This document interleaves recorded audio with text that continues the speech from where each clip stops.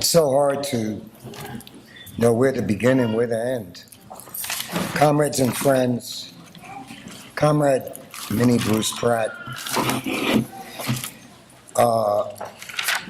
so many comrades have ably spoken on Leslie's contribution to all of humanity. I'm going to just give a small slice of the street side of Leslie Feinberg.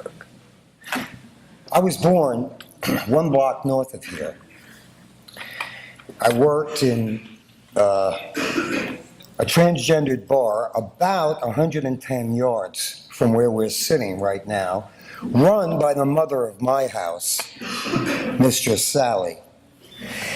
I wanted to speak, because we have so little time in this space allotted to us, to just say this. The first thing that I ever noticed about Leslie Feinberg, if you ever watched Leslie speak to someone in a wheelchair, she never stood up. She never looked down. She would always be at your level. That speaks volumes to disabled people in wheelchairs.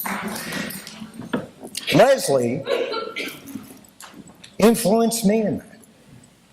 Before whatever alarm clock went over from my wounds of imperialist war, I wanted to speak about some of the things that Leslie was so passionate about. Medical care for transgendered people, all the working class and oppressed trans people of color left to die in the middle of the night, in car accidents, on the Triborough Bridge, DuPont Circle in Washington, mocked and ridiculed. Leslie never stopped speaking about that. Okay, here I go, I'm sorry. I don't mean to be selfish, I really don't. I have to, if please could just bear with me. And in fact, I was just looking in my phone. And you know what's on the photo here? I'll show you what's on the photo here. 220 West Houston Street. The first after-hours transvestite bar opened in New York City in 1958.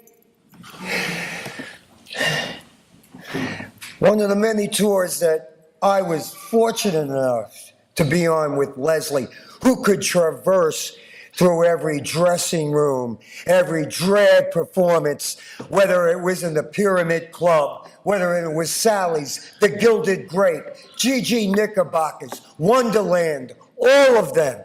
Leslie could speak to the masses, to the oppressed, like no one I knew, and I'm telling you that from the bottom of my heart.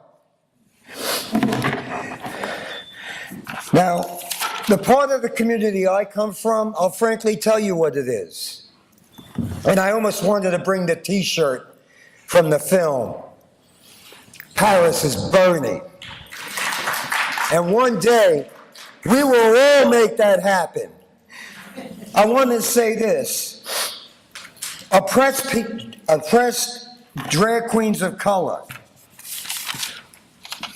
and all those who dare to blur the line that divides gender expression. And I want to just, I want to mention some of the people who were so dear in Leslie's life, not really from party meetings, although some were, but they were from the street. They knew Leslie. They knew Leslie's heart. Marsha P. Johnson. Spare change for a starving queen, who then would give half of it to other street queens. Doreen Corey, Venus Extravaganza, Mistress Mona, Monique, all those oppressed sisters and brothers, where Paris burned and the Elks Lodge on 127th Street in Harlem will live forever because of Leslie. And Leslie because of them. It was a two-way street. And I can't tell you all how much,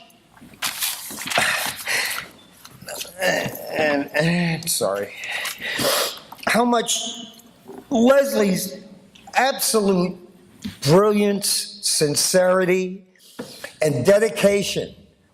I wish I could. I feel guilty even taking up this much time. There's so many people here who want to say so much. So let me just say this in closing.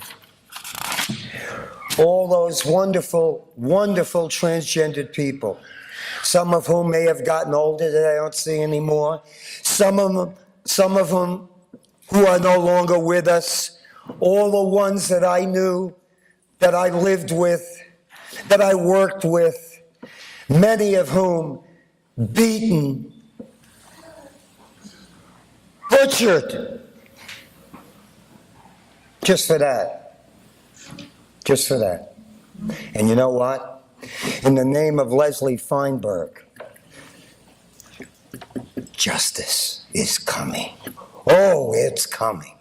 And you know what? We will march with Leslie, Dorian Corey, Venus Extravaganza, all the houses of Extravaganza, House of Mistress Mona. We will all, always march together, always, till the end. Thank you, Tom.